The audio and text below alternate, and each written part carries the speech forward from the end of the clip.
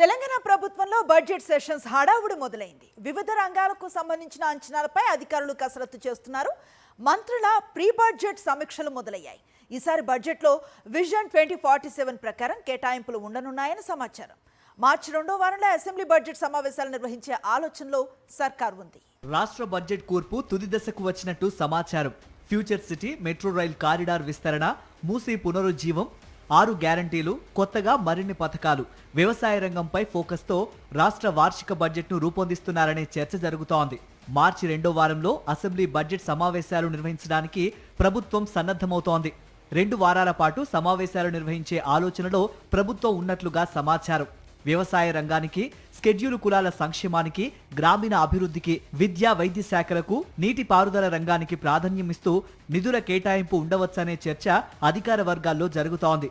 ఈ సమావేశాలలో విజన్ 2047 లక్ష్యంగా ప్రత్యేక కార్యాచరణకు రూపకల్పన చేయనున్నారని అంటున్నారు. దీని కింద రాష్ట్రాన్ని దీర్ఘకాలిక అభివృద్ధి దిశగా తీసుకువెళ్లేందుకు ప్రతి డిపార్ట్మెంట్లో ప్రత్యేక బడ్జెట్ కేటాయింపులు చేయాలని ప్రభుత్వం నిర్ణయించింది.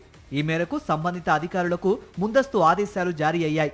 ఈ నేపథ్యంలో భవిష్యత్తు అవసరాలు, మౌలిక వసతుల విస్తరణ, పట్టణ గ్రామీణ సమతుల్య అభివృద్ధిపై ఈ బడ్జెట్లో ప్రధానంగా దృష్టి పెట్టనున్నారు. ప్రభుత్వం ప్రతిష్టాత్మకంగా చేపడుతున్న ఫ్యూచర్ సిటీ ప్రాజెక్ట్, మూసీ నది ప్రాంత ప్రక్షాళన, అభివృద్ధి, అలాగే హైదరాబాద్ మెట్రో రైల్ విస్తరణకు గణనీయమైన నిధులు కేటాయించే అవకాశం ఉంది.